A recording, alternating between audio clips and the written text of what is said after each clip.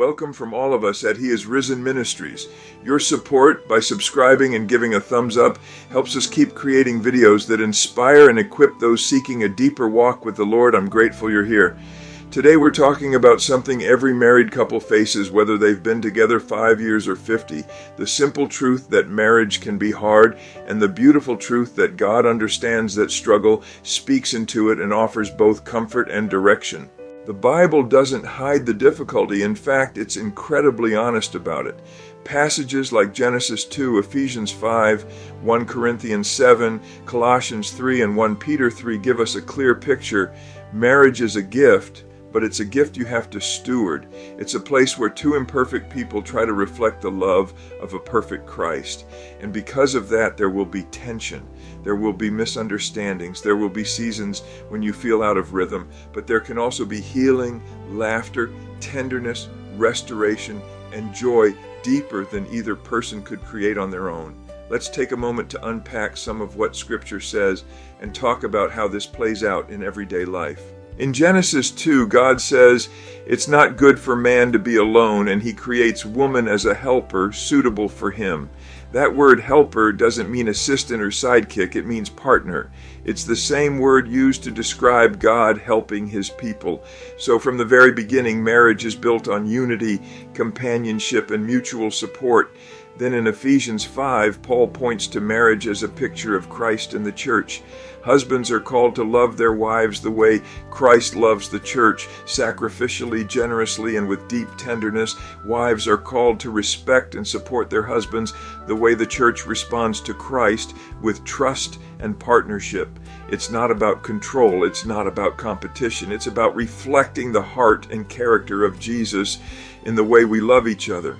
In 1 Corinthians 7, Paul acknowledges that marriage brings its own set of challenges, emotional, physical, and spiritual. He speaks practically, honestly, and pastorally. He essentially says, you're going to have concerns, you're going to have responsibilities, you're going to have moments when you feel stretched.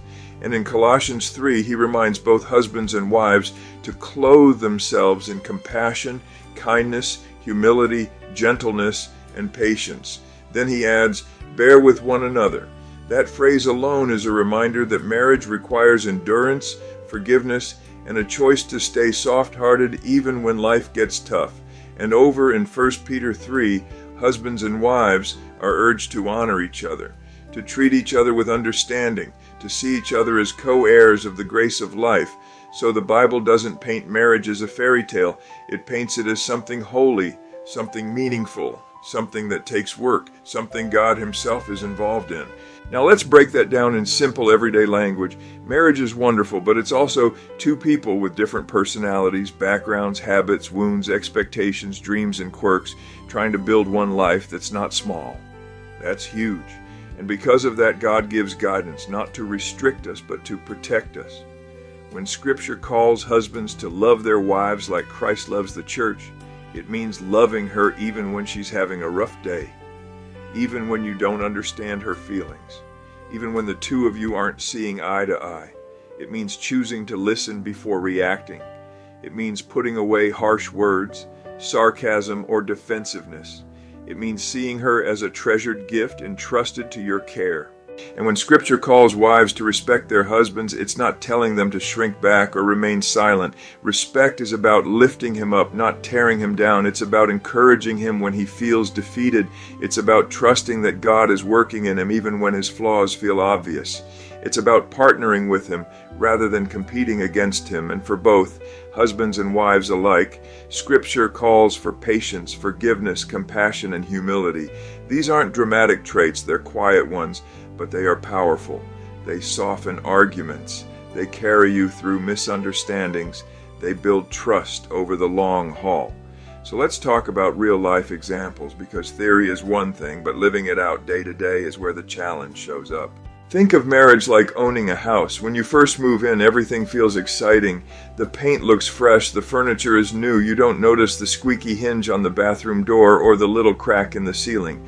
But give it 5 years and suddenly you've got a leaky faucet, a broken drawer, and maybe a patch of carpet your dog decided to redesign.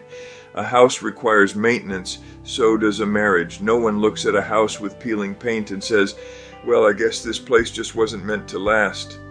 They pick up a paintbrush, they fix the leak, they do the hard work because they know the home is worth it. Marriage works the same way. If you haven't laughed together in a while, you can fix that. If you haven't apologized in a long time, you can fix that too. If resentment has started to build up, it doesn't mean the marriage is broken, it means something needs attention. Or think of marriage like driving a car. You don't expect a car to run smoothly forever if you never check the oil, rotate the tires, or refill the tank. But sometimes in marriage, we forget to refuel. We stop speaking kindly. We stop appreciating the little things. We stop being curious about each other's thoughts. We assume our spouse will always be there, which is true, but the relationship still needs investment. Or maybe think of marriage like learning to dance. In the beginning, you step on each other's toes, you move at different speeds, you're not sure who's leading, you laugh, you get frustrated, you try again. Over time, you start to move in rhythm, but even then you'll have moments when one person pulls too fast or the other slows down too much. The key is staying connected, hand in hand, through every misstep. Now here's the comforting part. God knows all of this. He designed marriage and He designed it with struggle in mind. Not because He wants you to struggle, but because the struggle shapes you.